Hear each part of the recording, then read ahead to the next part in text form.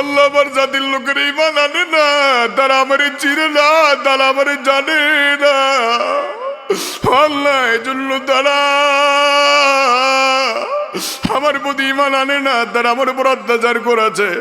আল্লাহ আমি চাই না তুমি তার উল্টা দাও, বরং আমি নবী চাই তারা যেন হেদায়েত পায়, তারা যেন জান্নাতি হয়ে যায়। রহমতের নবী কান্দে, আবার আপনার নবী কান্দে। আমার নবীর কান্না দেখে আমার আল্লাহ কয়, নবী এবার আপনি নাখলা নামক জায়গায় চলে যান।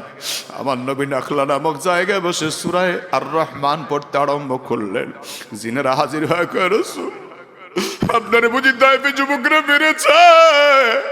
আপনার অত্যাচার দেখে, আপনার বল নির্যাতন নিপীড়ন দেখে নবী আমরা আপনার কাছে জমা হয়ে গেলাম। যদিও মানুষরা মুসলমান হয় নাই, আমরা জিনেরা দলে দলে আপনার হাতে হাত দিয়া মুসলমান হয়ে গেলাম। সুবহানাল্লাহ, নারে তাকবীর। আমার বন্ধুগণ, শুধু তাই নয়, আল্লাহর নবীর পিঠে এমন কিছু পাথরের দাগ ছিল। আম্মা জান আয়েশা রাদিয়াল্লাহু তাআলা বর্ণনা করেন, হাদিসে পাকের বর্ণনায়, সহিহ বুখারীর বর্ণনা এসেছে, আম্মা জান আয়েশা রাদিয়াল্লাহু তাআলা রাসূলকে যখন নাকি গরম পানি ঢালতেছিলেন, পানি যখন পিঠের মধ্যে ঢেলে দিচ্ছিলেন, তখন আম্মা জান আয়েশা দেখে রাসূলুল্লাহর পিঠ মোবারকে কালো কালো কিছু। আম্মা জান আয়েশার আবেগ ধরে রাখতে পারেন না, বলে, হুজুর আপনাকে আল্লাহ পৃথিবীর সবচেয়ে শ্রেষ্ঠ সৌন্দর্যতা দিয়েছে, কিন্তু আপনার পিঠের মধ্যে এত দাগ কেন দেখা যায়? রাসূল বলেন, আয়েশা রে, এটা কেমন দাগ তুমি জানো না?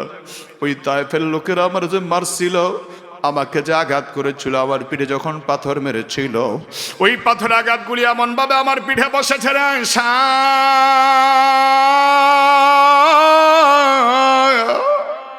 সাথে সাথে আমি ওষুধ দিতে পারি নাই, গরম পানির ছাক দিতে পারি নাই। আমি যখন মক্কা নগরীতে আসলাম, মক্কা নগরীতে আসার পরে হযরতে সাহাবায়ে কেরাম আম্মা জান খাদিজা যখন বেঁচে ছিলেন, তখন তিনি আঘাতপ্রাপ্ত হলে আম্মা জান খাদিজা তার পানি দিয়া, গরম পানি গরম করে লবণাক্ত পানি দিয়া ক্ষতস্থানগুলি শুকায় দিতেন। আল্লাহ নবী কয়, আমার ঘরে এমন লোক ছিল না যারা আমারে সুন্দর করে গরম পানি দিয়ে গোসল করে দিবে, শুকায় দিবে। এই জন্য আমার সুন্দর পিঠের মধ্যে, চামড়ার মধ্যে কালো কালো দাগগুলি বসে গেল। আমার ভাইয়েরা, যে নবী এত কষ্ট করলেন, মাঝে মাঝে নবী চিন্তা করতেন, আমার দাওয়াত মানুষ গ্রহণ করতেছেন, আমি কি নিয়ে আল্লাহর দরবারে জবাব দিব? আল্লাহ তাআলা কোরআনের আয়াত পাঠায় দিয়ে বললেন, ফালা আল্লাকা বাখিউন নাফসাকা আলা আথারিহিম ইল্লাম ইউমিনু বিহাদাল হাদিস আসাফা। ও নবী, রহমতের নবী, আপনি কি কাঁদতে কাঁদতে নিজের দেহকে শেষ করে দিবেন নাকি? যদি তারা ঈমান না আনে, আপনি কি আফসোস করে করে নিজের জীবনটা শেষ করবেন নাকি?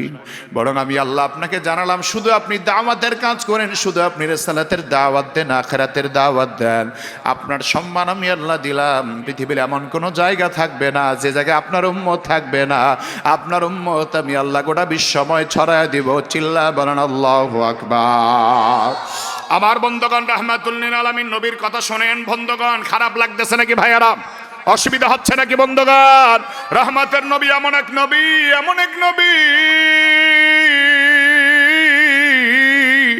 আমার নবী, আপনার নবী যখন চিন্তা করেন, যখন পেরেশানি করেন, দুনিয়ার জমিনের মানুষ কালিমা বলে না, মুসলমান হয় না, নবী বড় চিন্তা করতে লাগলেন। আল্লাহ নবীকে আল্লাহ তাআলা হিজরতের হুকুম দিলেন, নবী এখন আর মক্কায় থাকার দরকার নেই, আপনি হিজরত করেন। নবীজি যখন হিজরত করলেন, বারবার বাইতুল্লাহ শরীফের দিকে তাকায় আর চোখের পানি নবী আমার কই, আল্লাহ এই বাইতুল্লাহর পাশে আমার বাড়ি, বাইতুল্লাহ ছাড়াই আমি কোথায় যাব আল্লাহ? বারবার নবীজি চোখের পানি ছেড়ে ছেড়ে কাঁদতে আরম্ভ করলেন। নবীকে আল্লাহ ডাক দিয়া বলেন, হে নবী আপনি কাঁদবেন না, ইন্নাল্লাযী ফারাদা আলাইকাল কুরআনা লারাদ্দুকা ইলা মাআদ। আপনি নবী বিচলিত হবেন না, মন খারাপ করবেন না, আমি আল্লাহ তাআলা আপনাকে মক্কা নগরীতে আবার বাদশা বানায় ফেরায় দিব। রহমতের নবী মক্কা ছেড়ে মদিনায় গেলেন, মদিনা রাষ্ট্র নবী কায়েম করলেন। মদিনাতুল মুনাওয়ারায় যাওয়ার পরে নবীজি মদিনার আশেপাশে যত গোত্র আছে তাদেরকে চিঠি দিলেন, ইসলামের দাওয়াত দিতে লাগলেন। আমার বন্ধুগণ, নবীজি যখন দাওয়াতের কাজ করতে আরম্ভ করেন, রাহমাতুল লিল আলামিন নবী দাওয়াত দিতে গিয়া পারস্য সম্রাটের রাজদরবারে চিঠি পাঠাবেন। পারস্যের রাজদরবার, আমার বন্ধুগণ, ওই পারস্যের রাজ দরবার, যেই রাজ দরবারে সাধারণ মানুষ যেতে সম্ভব হয় না। খসরু পারভেজের কাছে কে যাবে দাওয়াতের কার্ড নিয়া, ইমানের দাওয়াতের চিঠি নিয়া? একজন সাহাবী দাঁড়ালেন, হযরত আব্দুল্লাহ বিন হুযায়ফা সামি রাদিয়াল্লাহু তাআলা আনহু। হযরত আব্দুল্লাহ বিন হুযায়ফা সামি বললেন, হুজুর আমি যাব, আপনার চিঠি নিয়ে আমার কোনো ভয় নাই। চিল্লাকেন আল্লাহু আকবার। হযরত আব্দুল্লাহ বিন হুযায়ফা সামিকে রাসূল বলেন, দোয়া করে দিয়ে বললেন, আব্দুল্লাহ তাড়াতাড়ি চলে এসো। আল্লাহু আকবার। হযরত আব্দুল্লাহ বিন হুযায়ফা সামি রাদিয়াল্লাহু তাআলা আনহু বলেন, আমি দাওয়াত নিয়া, চিঠি নিয়া, জবন জঙ্গল সব বাড়ি দিয়া রাজ দরবারে চলে গেলাম। আমার বন্ধুগণ খসরু পারভেজ ও আমার বন্ধুগণ খসরু পারভেজের রাজ দরবারে চলে গেলেন, পারস্য সম্রাটের রাজ দরবারে চলে গেলেন। পারস্য সম্রাটের রাজ দরবারে যাওয়ার পরে বলা হলো, তুমি কে? আমি এসেছি একজন দূত। বলে কোত্থেকে? বলা যাবে না, চিঠি আছে একটা, তোমাদের রাজার সরাসরি হাতে দেওয়া লাগবে, কারণ যিনি চিঠি দিচ্ছেন তিনি বলেছে এই চিঠি যেন সরাসরি তোমাদের রাজার হাতের মধ্যে দিয়ে দেওয়া হয়। চলে গেলেন ভিতরে, ধাক্কা দিয়ে ভিতরে ঢুকলেন। ঢুকার পরে সরাসরি রাজার রাজ দরবারে গিয়ে চিঠি দিয়ে দিলেন। আর চিঠিটা দেখলেন, চিঠিটা কেমন করে পড়েন। হযরত আব্দুল্লাহ বিন হুযায়ফা সামি রাদিয়াল্লাহু তাআলা আনহু দেখতে লাগলেন চিঠিটা কেমনে পড়ে। বাদশা চিঠিটা খোলার পরে দেখলেন, মিন মুহাম্মাদির রাসূলিল্লাহি সাল্লাল্লাহু আলাইহি ওয়াসাল্লাম ইলা আজিম ফারাস, রহমতের নবী চিঠি লিখলেন। আর নবীজি চিঠি লেখার মধ্যে প্রথমে লিখলেন নিজের নাম, উপরে নিজের মোহাম্মদ নবীর নামটা দেখে তো তেলে বেগুনে গরম হয়ে গেল। চিঠির বাকি অংশ আর পড়ার সুযোগ নাই। মুহূর্তের মধ্যে চিঠিটা টান দিয়া ছিঁড়ে ফেললেন। এইভাবে চিঠিটা টান দিলেন, ডানে দিলেন, বামে দিলেন, চিঠিটা টান দিয়া চতুর্পাশ থেকে ছিঁড়ে ফেললেন। আর মুহূর্তের মধ্যে আওয়াজ দিয়ে বললেন, যেই দূত আমার কাছে এই চিঠি নিয়ে এসেছে তাকে পাকড়াও করো, তারে ধরো, তাড়াতাড়ি তার সুলিতে চড়াও, তারে ফাঁসির কাছে ঝুলাইয়া দাও। আব্দুল্লাহ বিন হুযায়ফা রাদিয়াল্লাহু তাআলা আনহু বলেন, মুহূর্তের মধ্যে আমি দরবার থেকে দৌড়ে পালাতে আরম্ভ করলাম। চিল্লা এখন আল্লাহু আকবার। আল্লাহ নবী রহমতের নবীর দোয়া আছে আব্দুল্লাহ বিন হুযায়ফা সামির সাথে। হযরত আব্দুল্লাহ বিন হুযায়ফা সামি রাদিয়াল্লাহু তাআলা আনহু বর্ণনা করেন, চিঠি হাতের মধ্যে নিয়ে যখন চিঠি চিরে ফেলল, তখন আমি দৌড়াতে আরম্ভ করলাম, বের হয়ে গেলাম। দৌড়াতে দৌড়াতে তারা আমার সাথে পারলো না। আমি গোপন জায়গায় লুকায়িত হয়ে গেলাম। রাত্রে রাত্রে সফর করে আবার রসুলের কাছে চটে আসলাম। আল্লাহর নবীকে বললাম, হুজুর আমি চিঠি দিয়ে আসছি। বাদশার কাছে দিছে তো? বলে হ্যাঁ। রসুলকে জানায় দিল, হুজুর চিঠিও দিলাম, কিন্তু প্রক্রিয়া ভালো না, রিয়াকশনটা ভালো হয় না। বলে কেমন? আপনার চিঠি হাতে দেওয়ার সাথে সাথে চিঠিটা টুকরা টুকরা করে ছিঁড়ে ফেললেন বাদশা। রহমতের নবী তখন রাগ করে বললেন, মাজ্জাকাল্লাহু মুলকা, মাজ্জাকাল্লাহু মুলকা, মাজ্জাকাল্লাহু মুলকা। আল্লাহ তার রাজত্ব টুকরা টুকরা করে দেয়, আল্লাহ তার রাজত্ব টুকরা টুকরা করে দেয়। বদদুয়া দিয়েছেন মুহাম্মাদুর রাসূলুল্লাহ, কথা কয় না, মুহাম্মাদুর রাসূলুল্লাহ সাল্লাল্লাহু আলাইহি ওয়াসাল্লাম বদদুয়া দিয়েছেন। আমার বন্ধুগণ, এবার আপনাদের কাছে জানার বিষয় হলো, নবীর বদদুয়া লাগে কি লাগে না? আসতে বলবেন না, জোরে বলেন, লাগে কি লাগে না? নবী যেমন বদদুয়া দিয়েছেন, আল্লাহর নবী বলেছেন, মাজ্জাকাল্লাহু মুলকাহু, আল্লাহ তার রাজত্ব দুই টুকরা করে দেয়। কয়েকদিন পরের খবর, বাদশা খবর পাঠাইলেন, ভালো করে শুনেন। ওই বাদশা ইয়ামানের গভর্নর বাজানকে বলেছেন, বাজান লোক পাঠাও, সৈন্যবাহিনী পাঠাও, মুহাম্মদকে ধইরা তোমার রাজ্যে আনো। তোমার রাজ্যে আনার পরে আমি আমার সামনে মুহাম্মদের বিচার করব। জোরে কোন নাউজুবিল্লাহ। রহমতের নবীর কাছে যারা এসেছে ভালো করে শোনেন, ইতিহাস সাক্ষী আছে মুসলমানেরা। রহমতের নবীর কাছে যখন বলা হলো, হুজুর আপনাকে ধরার জন্য এসেছে। বলে কারা? বলে ওরা।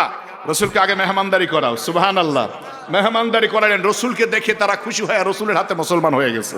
এখন তারা কয়, হুজুর আমরা যে ইয়ামানে যাব, ইয়ামানে গেলে তো আমাদের উপর অত্যাচার করবে, আমরা কেন আপনাকে ধরে নিতে পারলাম না? হুজুরকে, আরে বেটা যে আদেশ দিয়েছে সে তো এখন আর ক্ষমতায় নাই, যায় থাকো, তার ক্ষমতা ছিন্ন ভিন্ন হয়ে গেছে। চিল্লা কর আল্লাহু আকবার। ইয়ামানের গভর্নরের কাছে এসে বললেন, হুজুর মুহাম্মদ সাল্লাল্লাহু আলাইহি সাল্লাম বলেছে পারস্য সম্রাটের রাজ দরবার ক্ষত বিক্ষত। বলে হ্যাঁ, আমার কাছে একটু আগে চিঠি এসেছে, পারস্য সম্রাট খসরু পারভেজকে হত্যা করে তার ছেলে নৌশেরাওয়া ক্ষমতা দখল করেছে, তার রাজ্য টুকরা টুকরা করে ফেলেছে। চিল্লা কোন আল্লাহু আকবার। তখনকার দিনের সুপার পাওয়ার ছিল পারস্য সম্রাট। এখনকার দিনের মানুষের মুখের সুপার পাওয়ার হচ্ছে আমার ভাইরা আমেরিকা। কথা বলেন ঠিক না? আমেরিকা এখন খবরদারি করতেছে না? আমার ফিলিস্তিনের মজলুম মানুষের উপর হত্যা করতেছে না? নির্যাতন করতেছে না? গাজার মানুষকে হত্যা করতেছে না? জালেমেরা আমার ভাইরা ইহুদির ঐক্যবদ্ধভাবে হবে ইঙ্গো মার্কিন সাম্রাজ্যবাদের সমর্থন নিয়ে আমার মুসলমানদের উপর হত্যা নির্যাতন চালিয়েছে। এমনকি শুধু তাই নয়, মুসলমানের পক্ষ যারা অবলম্বন করে তাদেরকেও তারা নির্যাতন নিপীড়ন করছে। ঠিক কিনা বলেন? ভেনেজুয়েলার প্রধানমন্ত্রী যিনি ফ্লুটিকে অভিযান পরিচালনা করছিলেন ফিলিস্তিন অভিমুখে, আল আকসা অভিমুখে, গাজা অভিমুখে, সেই ফ্লুটিরার প্রধানমন্ত্রী যিনি, আমার ভাইয়েরা, সেই ভেনেজুয়েলার প্রধানমন্ত্রী যিনি, তার নাম হচ্ছে মুদারো। আমার ভাইয়েরা, তাকে ধরে তার রাজ্য থেকে তারা গত কিছুক্ষণ আগে, কয়েক ঘন্টা আগে আমেরিকায় নিয়ে গেছে সৈন্য পাঠিয়ে। তাকে এবং তার স্ত্রীকে এবং পৃথিবীর সবচেয়ে জঘন্য জেলখানা যেটা, সেই জেলখানায় তাদেরকে আটক করা হয়েছে। মুসলমান ইমানদার, আমি বলতে চাই, জালেমরা সবাই এক। মুসলিমের পক্ষ নিলেই তখন জালেমের চোখ ছানা বড় হয়ে যায়। সেদিন হয়তো বেশি দূরে নয়, ইনশাআল্লাহ আমেরিকার ক্ষমতাও থাকবে না, আমেরিকাও চূর্ণ বিচূর্ণ হয়ে যাবে। ঠিক কি না বলা মুসলমান? এবার হাদিস শুনুন। রাসূল করিম সাল্লাল্লাহু আলাইহি ওয়াসাল্লাম বলেছেন যে আমেরিকার মতো ক্ষমতা থাকবে না, রাশিয়ার ক্ষমতা থাকবে না। কেন থাকবে না জানেন? কারণ কিয়ামতের আগে কোনো ইলেকট্রিক পাওয়ার থাকবে না। রাসূল বলেছেন কোনো ইলেকট্রিক পাওয়ার থাকবে না। আমেরিকার অনেক বোমা বিক্রি করতেছে এখন সৌদি আরবের কাছে, রাশিয়ার অনেক বিমান, অনেক জঙ্গি বিমান, অনেক গোলা বারুদ বিক্রি করতেছে বিভিন্ন দেশের কাছে। কারণ তারা রাসূলুল্লাহর হাদিস পড়ে, আর আমরা কিছু বোকা মুসলমান আছি, আমরা হাদিস পড়ি না। এজন্য আমরা কোরআন হাদিস গবেষণা করি না। আমেরিকার লোকের অস্ত্র বিক্রি করতেছে, তার কারণ হলো তারা জানে কিয়ামত আর বেশি দিন বাকি নাই, তাদের কামানের গোলা বারুদ পড়ে থাকবে, কিয়ামতের আগে একটা চরম রক্তক্ষয়ী যুদ্ধ হবে। আমার তো আশঙ্কা হচ্ছে, মনে হয় যেন তৃতীয় বিশ্বযুদ্ধ আবার সন্নিকটে চলে এসেছে। কারণ একটা স্বাধীন রাষ্ট্রের মধ্যে হামলা করা, এটা কোনো ভালো মানুষের চরিত্র হতে পারে না। পৃথিবীর সবচেয়ে নিকৃষ্ট সন্ত্রাসী যারা, তাদের দ্বারা এটা সম্ভব। আমেরিকা সন্ত্রাসী, সন্ত্রাসী, সন্ত্রাসী। ঠিক কিনা বলা মুসলমান? এরা সুপার পাওয়ার না, এরা হলো সুপার গুলু। কথা কোন ঠিক কিনা? ক্ষমতা দেখায়, মানুষের অত্যাচার করায়, জুলুমবাজি করলে কি সুপার পাওয়ার হওয়া যায়? না মুসলমান। এখন ফ্লুটিরার, এখন আমার ভাইরা ভেনেজুয়েলার প্রধানমন্ত্রী যিনি, তার অপরাধ হলো কি? তার অপরাধ হচ্ছে একটাই, যে সে মুসলমানদের পক্ষে কথা বলে। তার অপরাধ হলো একটাই, সেই মানে মুসলমানদের পক্ষে কথা বলে। মাদুরোর অপরাধ হলো একটাই, যে সে ইমানের পক্ষে কথা বলে, মজলুমদের পক্ষে কথা বলে, মজলুমদের জন্য সহযোগিতা পাঠিয়েছে, গাজার জন্য সহযোগিতা পাঠিয়েছে। এই জন্য তারা ভেনেজুয়েলার প্রধানমন্ত্রীর উপর হামলা করেছে, তাকে আক্রমণ করে ধরে নিয়ে গেছে। মুসলমান ইমানদার, আল্লাহ পাক রব্বুল আলামিন হয়তোবা সেদিন আর বেশি দিন বাকি নাই। আল্লাহ তাআলা চাইলে সেদিন হয়তো অল্প সময়ের ব্যবধানে আমরা হয়তো দেখেও যেতে পারবো, যদি আল্লাহ হায়াতে বাঁচায়। আমেরিকাকে আল্লাহ ধ্বংস করবে। কথা বলুন ঠিক কিনা? রাশিয়া সুপার পাওয়ার দেখাইছে, এখন রাশিয়া কি সুপার পাওয়ারে আছে? ইরান সুপার পাওয়ার দেখিয়েছিল, এখন কি সুপার পাওয়ারে আছে? ওয়াতিলকাল আইয়াবু নুদাবিলুহা বাইনান নাস। সময়কে পরিবর্তন করে দেয় কে? আমাদের দেশে একজন সুপার পাওয়ার দেখাইছে না? কথা বলে না, দেখাইছে না?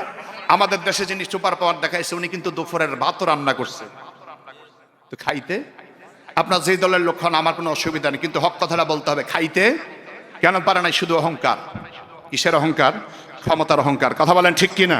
অহংকারকারী কখনো আল্লাহ পছন্দ করে? আসতে বলবেন না, জোরে বলেন, পছন্দ করে। আবার রসুলের চিঠিকে টুকরা টুকরা করে ছেড়ে দিয়ে ছিঁড়ে ফেলেছে।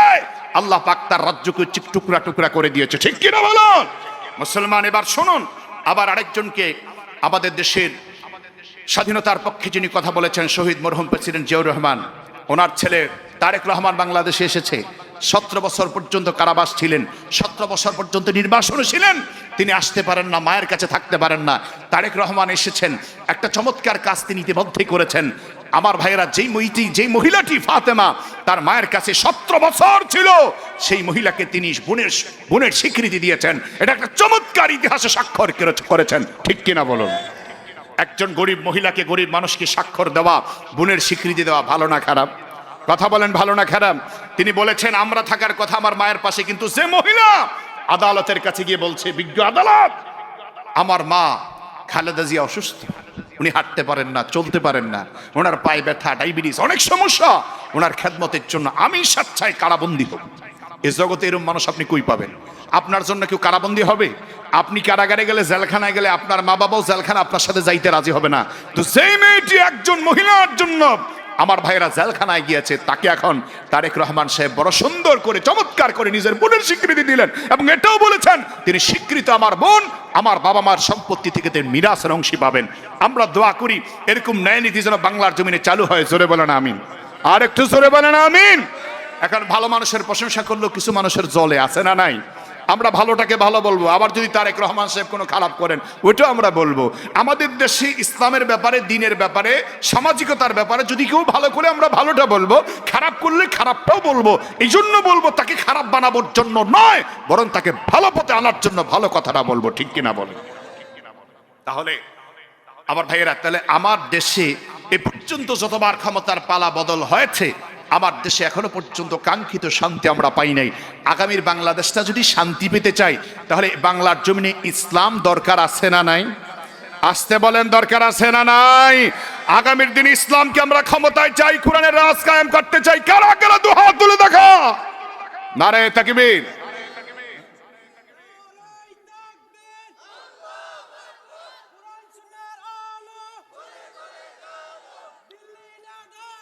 ঢাকা ঢাকা, আজাদি আজাদি।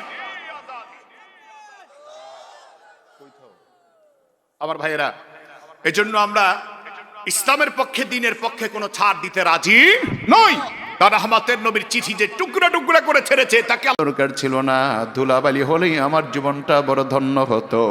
তিনি আরো লেখছেন, আমার মনে চায়, আমার মনে চায়, আমার মনে চায় রাহমাতুল লিল আলামিন নবীর সাথে একটা বারের জন্য দিদার করা। ওনার বইটার অনুবাদ যিনি করেছেন আমার বন্ধুগণ, তিনি বড় সুন্দর করে বলেছেন, আবুল হাসান আলী নদভী বলেছেন, বইটার অনুবাদ করে বলেছেন, আমার মনে বলে এই খ্রিস্টান মানুষ, হিন্দু মানুষটি তিনি মরণের আগে বেঈমান হয়ে মারা যায় নাই, কারণ রসুলের এত প্রেম যার অন্তরে, আল্লাহ তারে বেঈমান বানায় নাই। হয়তো প্রকাশ্যে ঘোষণা দিতে পারে নাই, কিন্তু রসুলের প্রতি হয়তো ঈমান এনেছে। সুবহানাল্লাহ। আমার বন্ধুগণ, তাদেরকে আল্লাহ সম্মান দিয়েছে। আবার আমাদের এই যে মুরাদনগর এলাকায় যে আল্লাহর বান্দা বিবাহ করলেন, কাজী নজরুল ইসলাম মরহুম, বাংলাদেশের জাতীয় কবি, তিনি আবার নবীর নামে সুন্দর সুন্দর বই রচনা করেছেন, কবিতা লিখেছেন। আমার বন্ধুগণ, নবীজির শানে এমন সুন্দর সুন্দর কবিতা লিখেছেন, আমার বন্ধু গোটা দুনিয়া অবাক হয়ে গেল। গোটা বাংলাদেশের মানুষ এখনো পর্যন্ত তার ছন্দ আর কবিতাগুলি রচনা করে, তার ছন্দগুলি এখনো পড়ে। আমার ভাইয়ারা, এই জন্য রাসূল সাল্লাল্লাহু আলাইহি সাল্লামের ব্যাপারে যারা সম্মানজনক কথা বলবে, তাদেরকে সম্মান বাড়ায় দিবেন কে? তিনি বলেছেন, মুহাম্মাদের নাম জপেছিলি বুলবুলি তুই আগে, তাই কিরে তোর কণ্ঠের গান এমন মধুর লাগে, ওরে এমন মধুর লাগে। মুহাম্মাদের নাম জপেছিলি বুলবুলি তুই আগে, তাই কিরে তোর কণ্ঠের গান এমন মধুর লাগে, ওরে এমন মধুর লাগে। জোরে কোন আলহামদুলিল্লাহ। আমার বন্ধুগণ, কবি নজরুল ইসলাম বলেছেন, মসজিদেরই পাশে আমায় কবর দিও ভাই, যেন সকাল সন্ধ্যা মুয়াজ্জিনের আযান শুনতে পাই। আল্লাহু আকবার। আল্লাহ তাআলা মরহুম কবি নজরুল ইসলামকে কবুল করে নিয়েছেন। মসজিদের পাশে, ঢাকা বিশ্ববিদ্যালয় মসজিদের পাশে এখন তার কবর আছে, কারণ তিনি ইংরেজদের বিরুদ্ধে ছিলেন, তিনি আধিপত্যবাদের বিরুদ্ধে ছিলেন। এখন নতুন করে সেখানে আরেকজন আল্লাহর প্রেমিক, আল্লাহর বান্দা, আল্লাহ যুক্ত হয়েছে, তার নাম হলো উসমান ইবনে হাদি, যিনি আধিপত্যবাদের বিরুদ্ধে কথা বলেছেন, সত্যের পক্ষে কথা বলেছেন, ইনসাফের পক্ষে যিনি কথা বলেছেন। বেঈমানরা যদি মনে করে তারা সফল হয়েছে, না রে না, তারা সফল নয়, তারা সফল নয়। একজন হাদি শাহাদাতের কারণে বাংলার ঘরে ঘরে লক্ষ লক্ষ উসমান হাদি তৈরি হয়ে গিয়েছে, ঠিক কিনা? আমার বন্ধুগণ, সেজন্য আমরা মুসলমান যারা আছি, ইমানদার যারা আছি, তারা আধিপত্যবাদের পক্ষে বলবো না, বরং আমরা আমার স্বাধীন দেশে, ছোট্ট বাংলাদেশে বসবাস করব। আমার বন্ধুগণ, যারা আমার দেশকে নিয়ে ছিনিমিনি খেলবে, তাদেরকে আমরা কখনোই সমর্থন করতে পারি না, সমর্থন করতে পারি না, পারি না, ঠিক কিনা? এই জন্য মুসলমান ইমান আছে যেখানে আমরা আছি, নারায়ে তাকবীর।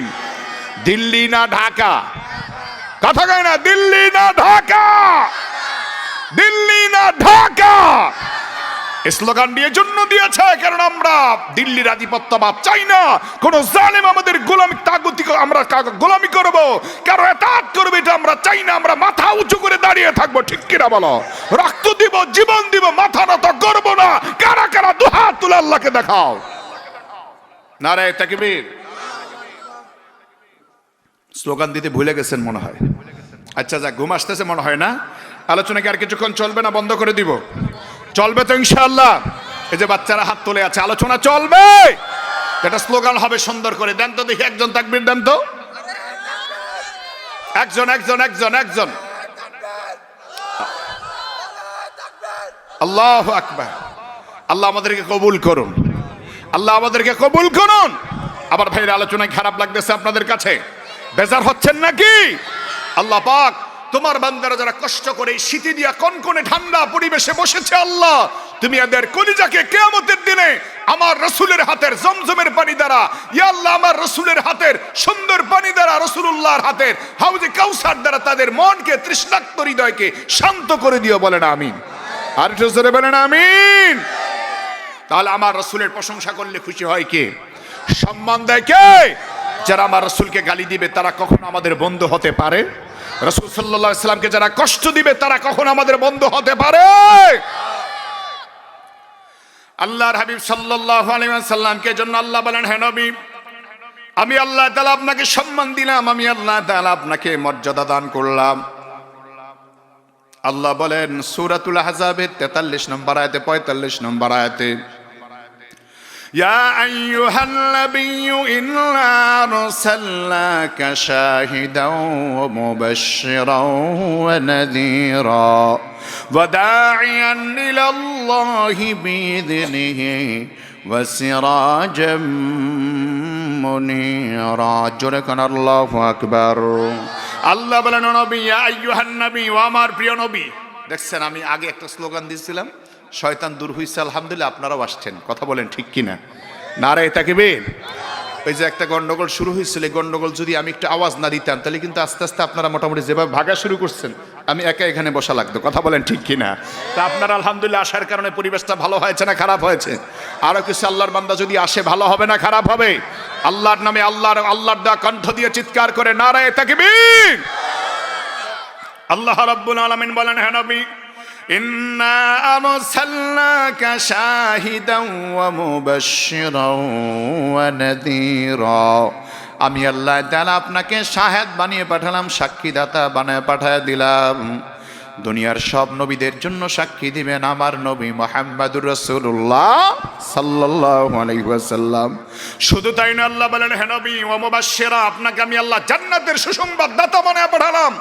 ওয়া নাযীরা, আমি আল্লাহ আপনাকে জাহান্নামের ব্যাপারে ভয় প্রদর্শনকারী বানিয়ে পাঠিয়ে দিলাম। তারপরে আল্লাহ বলেন, ওয়া দা'iয়ান ইলাল্লাহি বিইذনিহি ওয়া সিরাজাম মুনীরা, আপনাকে আমি আল্লাহ তাআলা সিরাজা মুনীরা বানায় পাঠালাম, হেদায়েতের আলোকবর্তিকা বানায় পাঠালাম। আপনাকে আমি আল্লাহ তাআলা আমার পক্ষ থেকে দাওয়াতের দায়িত্ব দিয়ে পাঠালাম। আল্লাহ বলেন, নবী, আপনার দাওয়াত সবাই মানবে না, আপনার কথা সবাই শুনবে না, তবে যারা আপনার কথা শুনবে তাদেরকে আমি আল্লাহ তাআলা সুসংবাদ শোনায় দিতে বললাম। ওয়া বাশশিরিল মুমিনিনা বিআন্না লাহুম মিনাল্লাহি ফাদলান কাবীরা, যারা আপনার কথা শুনে ঈমান আনয়ন করবে আমি আল্লাহ তাআলা তাদের ব্যাপারে আপনাকে সুসংবাদ দেওয়ার জন্য বললাম। আপনি নবী তাদের ব্যাপারে সুসংবাদ দেন, আপনি নবী জান্নাতের সুসংবাদ দেন, আমি আল্লাহর পক্ষ থেকে মহান বিনিময়ের সুসংবাদ দিয়ে দেন। জোরে কোন সুবহানাল্লাহ।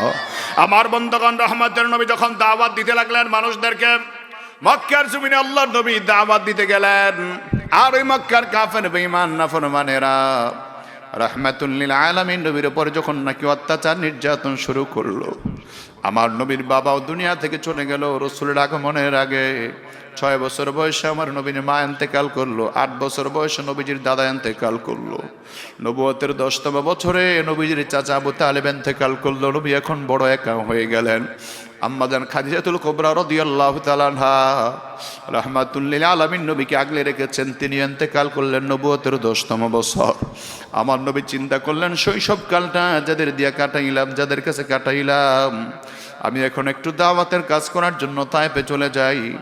নবীজি কষ্ট করে 104 কিলোমিটার পথ পাড়ি দিয়া তায়েফে চলে গেলেন হযরত যায়েদ ইবনে হারেসকে নিয়া। রাহমাতুল লিল আলামিন নবী যায়েদ ইবনে হারেসকে নিয়ে যখন তায়েফের জমিনে যায়, আর আল্লাহর নবী তায়েফের ওই মানুষদেরকে একত্রিত করে বললেন, আমি দীর্ঘ সময় পর্যন্ত আপনাদের মাঝে ছিলাম, তোমরা আমার ব্যাপারে ভালো করেই জানো। তোমাদেরকে আমি এক আল্লাহর দাওয়াত দিতে আসলাম, কোরআনের দাওয়াত দিতে আসলাম। ওই তায়েফের মুরব্বী লোকেরা বাচ্চাদেরকে লালায় দেয়া কয়, যুবকেরা রে, এই পাগলটাকে তোমরা পাথর মেরে তাড়িয়ে দাও, তার কোনো কথা আমরা শুনতে চাই না। রাহমাতুল্লিল আলামিন নবীর যখন নাকি পাথর মারতে আরম্ভ করল, যে নবীর শরীরে কোনোদিন মশা কামড় দেয় নাই, যে নবীর মাথার উপর দিয়া মাছি যায় নাই, সেই নবীর উপর যখন নাকি পাথর মারতে আরম্ভ করে, নবীজির শরীর মোবারকগুলি ফেটে, চামড়াগুলি ফেটে রক্ত পড়া আরম্ভ হয়ে যায়। আমার নবী, আপনার নবী রক্তগুলি পড়া। নবীজি জায়েদকে ডাক ডাকারে, জায়েদ পাক একটা কাপড় হাতে নাও, আমার রক্ত যেন জমিনে না পড়ে যায়, কারণ আমি নবী রাহমাতুল্লিল আলামিন নবীর রক্তগুলি যদি জমিনে পড়ে যায় রে যায়, এই জমিনে কোনো দিনের জন্য শস্য তরুলতা উৎপন্ন হবে না, গাছ গাছালি কোনো দিনের উৎপন্ন হবে না। এটা কেমন নবী, কেমন মায়ার নবী, যে নবী উম্মতের দরদী নবী, যে নবী এত মায়ার নবী, যে নবী মার খায় তারপরও বদদুয়া দেয় না, তারপরও নবী অকল্যাণ চায় না, তারপরও আমার নবী অকল্যাণ চায় না। নবী ডাক দেয়া বলে, যায় রে, রক্তের ফুটাগুলি জমিনে যেন পড়তে না পারে রে যায়, রক্তগুলি পড়ার সাথে সাথে রক্তগুলি মুছে ফেলো, একটা ফোঁটা রক্ত যেন জমিনে না পড়ে। ওই বেঈমানটাকে চিনে, কারে আঘাত দিয়েছে, কার শরীর থেকে রক্ত চড়াইছে, যেই নবী রাহমাতুল্লিল আলামিন নবীর উসিলায় এই বেঈমানরা দুনিয়ার জমিনে আগমন করলো, সেই নবীর গা মোবারক থেকে, শরীর মোবারক থেকে রক্তগুলি জড়াইতেছে। আমার নবী রক্ত ঝরতে ঝরতে আঘাত সহ্য করতে না পেরে অজ্ঞান হয়ে জমিনে পড়ে যায়। আমার নবী অজ্ঞান হয়ে পড়ার পরে কাফেররা মনে করলো নবী মনে হয় ইন্তেকাল করেছে। আমার নবীর মাথায় পানি দিয়া, নবীকে আবার চেহারায় পানি ছিটা দিয়ে আবার হুশ করা হয়। রহমতের নবী আবার যখন জ্ঞান ফিরে, আমার বেঈমানরা পাথর মারতে আরম্ভ করে। একবার, দুইবার, তিনবার নবী অজ্ঞান হয়ে জমিনের মধ্যে পড়ে যায়। আমার নবী যখন আর সহ্য করতে পারলেন না, তখন তায়েফের যুবকদেরকে ডাক দিয়া কয়ে, তায়েফের যুবকেরা রে, আমার আর পাথর মারিস না, আমারে আর পাথর মারিস না। তোরা তো জানোস আমার মা নাই, আমার বাবা নাই, আমার দাদা নাই, আমার দাদি নাই, আমার নানা নাই, নানি নাই, আমার আপনজন বলতে কেউ নাই রে। যুবকরা পাথর মারা বন্ধ করলো। নবী ডাক দিয়া কয়, আমি তোদেরকে ছেড়ে অন্যত্র চলে যাবো, আমার আর পাথর মারবি না। আমার আল্লাহ ডাক ডাকার, জিবরাইল আমার নবীর কাছে যাও, আমার বন্ধুর কাছে যাও, বন্ধুরে গিয়া বলো আমার বন্ধু কি চায়। যদি আমার বন্ধু চায় তায়েফটারে উল্টায় দিতে, তুমি তায়েফটারে উল্টায় দিবে, আমি আল্লাহ হুকুম দিয়া দিলাম। হযরত জিবরাইল আমিন সালাম দিয়া কয়, হুজুর আপনি যে কান্না করেছেন, আপনি যে আঘাত পেয়েছেন, আল্লাহ বলেছেন আপনি চাইলে তায়েফের জমিনটাকে আমি উল্টায় দিতে আল্লাহর হুকুমে। নবী আমার ডাক দিয়া কয়, জিবরাইল তায়েফের জমিন উল্টালে আমার প্রতি ঈমান আনবে কারা, দাওয়াত গ্রহণ করবে কারা? রাহমাতুল্লিল আলামিন হাত তুলে বলে, আল্লাহ, আল্লাহুম্মা দি কওমি ফাইন্নাহুম লা ইয়ালামুন। ইষ্ট প্রতিবেশী, কি বলেন ঠিক না? ইসলাম আমাদেরকে দায়িত্ব দিয়েছে, অর্ডার দিয়েছে, নবী আমাদেরকে শিখিয়েছে প্রতিবেশীর সাথে ভালো আচরণ করো। প্রতিবেশী যদি অমুসলিম হয় তারপরও তার সাথে কি আচরণ করো? ভালো আচরণ। ভালো আচরণ করলে আমার প্রতিবেশী আমাকে দুর্বল মনে করে, মনে হয় তার শক্তি নাই। আরে বেটা, তুমি দুর্বল মনে করো না, বাংলাদেশকে এত দুর্বল মনে করো না। এই জন্য তারা চতুর্পাশ থেকে বাংলাদেশকে ঘাও করে রেখেছে, মনে করছে একটা মিসাইল মেরে বাংলাদেশকে ধ্বংস করে দিবে। এই জন্য আপনারা দেখেছেন বাংলাদেশের যে একজন খেলোয়াড় আছে মোস্তাফিজুর রহমান, ওকে আইপিএল খেলায়, মানে ইন্ডিয়াতে ভারতে যে খেলা হয় ওই খেলা থেকে তাকে বরখাস্ত করেছে, বাতিল করেছে। আমার ভাইয়েরা, আমরা বলি যে ভারতের জমিনে, আমার ভাইয়েরা, ভারতের জমিনে যারা আমার বাংলাদেশের মানুষকে সহ্য করতে পারে না, শুধু আইপিএল নয়, আমি মনে করি যদি বিশ্ব খেলাও যদি ভারতে হয়, আমরা মুসলমানের সন্তান, বাংলাদেশের সন্তানরা ওই খেলাতে অংশগ্রহণ করা উচিত হবে না, হবে না, হবে না, ঠিক কিনা?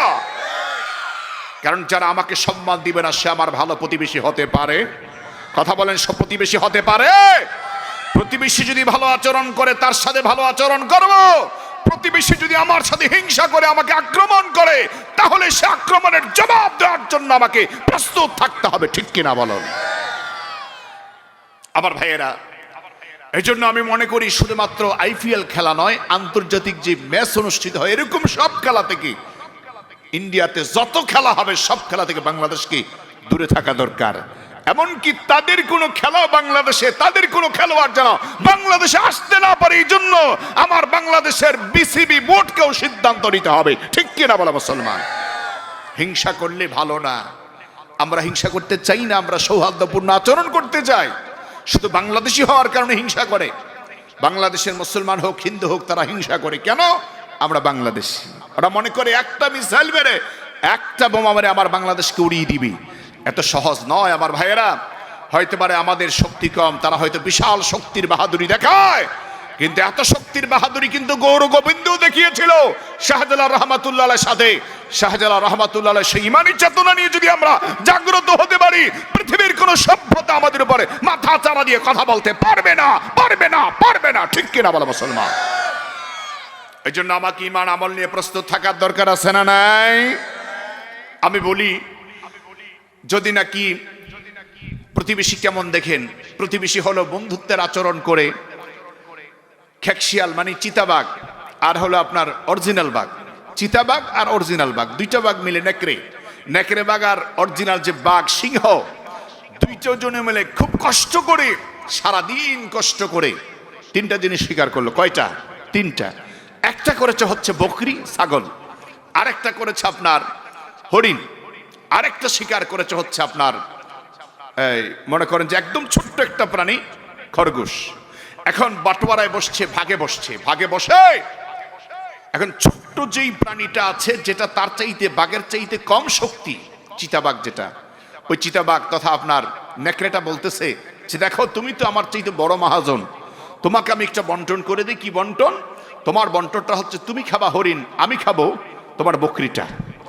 আর তুমি যেহেতু একটু বড় বেশি, না হয় তুমি না হয় খরগোশটা খাবা, তা আমাকে একটা জিনিস দিবা। এই ভাগ তো বাঘের পছন্দ হয় না, সিংহের পছন্দ হয় না, বাঘের পছন্দ হয় না। সেজন্য বাঘ কি করলো? না, বিচার তুই করলে আর আমি করলে হবে না, আরেকজন বিচারক ডাক। বিচারক ডাকছে গারে শিয়াল রে। শিয়ালের বুদ্ধি কম না বেশি?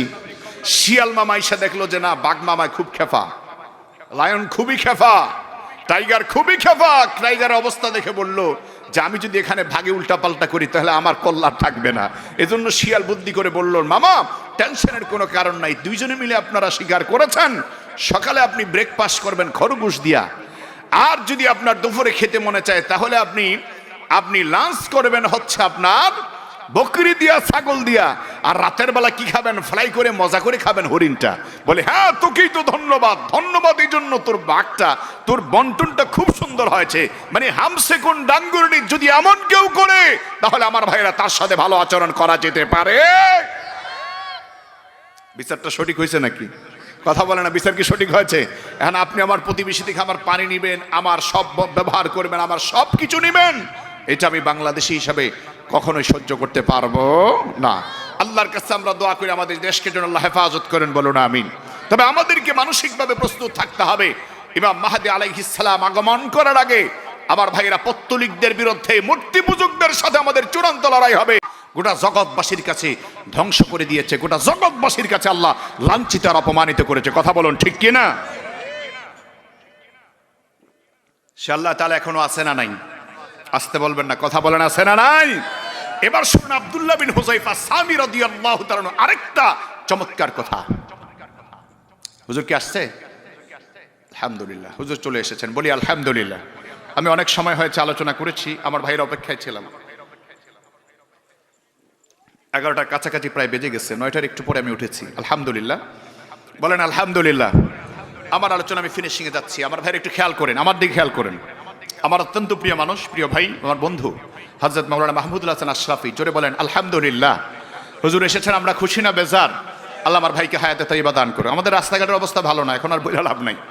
রাস্তাঘাটের অবস্থা খুবই খারাপ, চাইলেও আগে আসা যায় না, অনেক সময় জ্যাম, অনেক জায়গায় ভাঙ্গা। এই দুইটা কারণে আমাদের টাইম মতো উপস্থিত হতে কষ্ট হয়। আমার ভাই এসেছেন, আমি আমার প্রিয় ভাইয়ের জন্য অপেক্ষা করছি। আল্লাহ আহলান সাহলান, ওনাকে মোবারকবাদ জানাই। 3 বার তাকবীর দেয়, নারায়ে তাকবীর, নারায়ে তাকবীর। এবার গলার আওয়াজটা পরিষ্কার করে আরেকবার নারায়ে তাকবীর।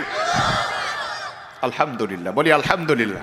আমার ভাইরা, কথা বলতেছিলাম, আল্লাহর নবীকে আল্লাহ পাক গোটা দুনিয়ার সবচেয়ে শ্রেষ্ঠ সম্মান দিয়েছেন, শ্রেষ্ঠ মর্যাদা আল্লাহ পাক দিয়েছেন।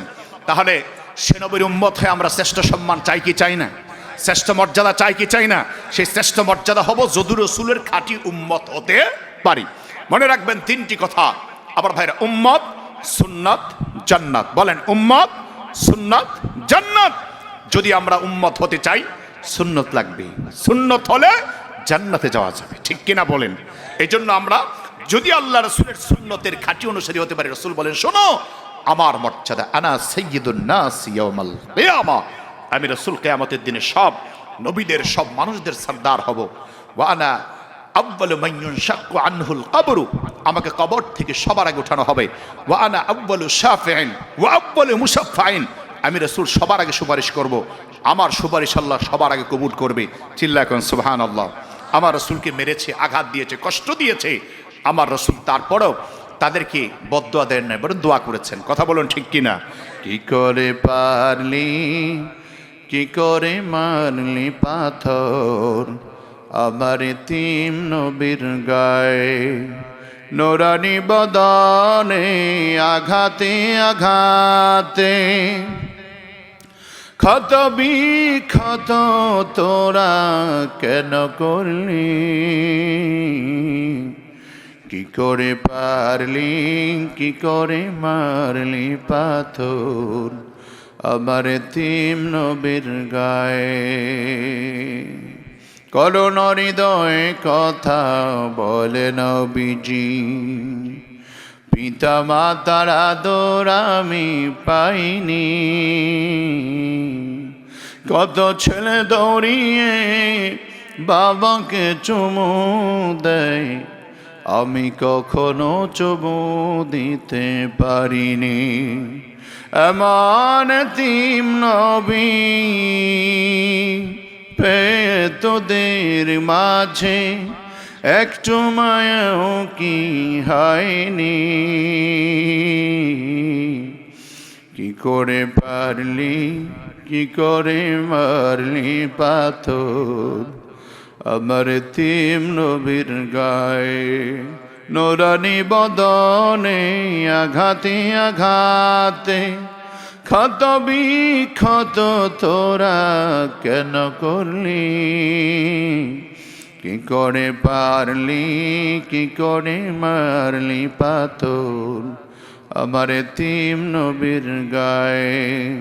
কি অপরাধ ছিল আমার বলে নবীজি, কোরআনের আহ্বানে ডেকেছি, মরাওটের নারী ভরি আমার উপরে দেয়, আমি কখনো বিশাপ দেইনি। এমন মায়ার নবী পেয়ে তোদের কাছে একটু মায়াও কি হয়নি,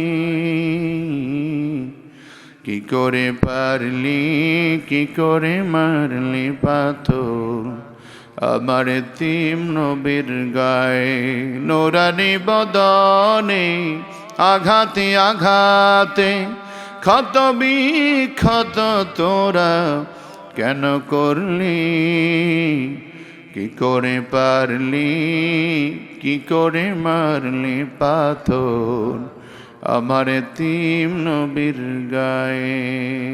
সাল্লাল্লাহু আলাইহি ওয়াসাল্লাম। আমার ভাইরা, অনেকক্ষণ সময় আপনাদেরকে নিয়ে কথা বলছে, আমার কথা রাগ করেছেন? আমার ভাইরা, যুবক ভাইরা কি বেজার হয়েছেন? আল্লাহ পাক যেন যে কথাগুলো আমাদের হৃদয়ে লেগেছে, আল্লাহ যেন ভালো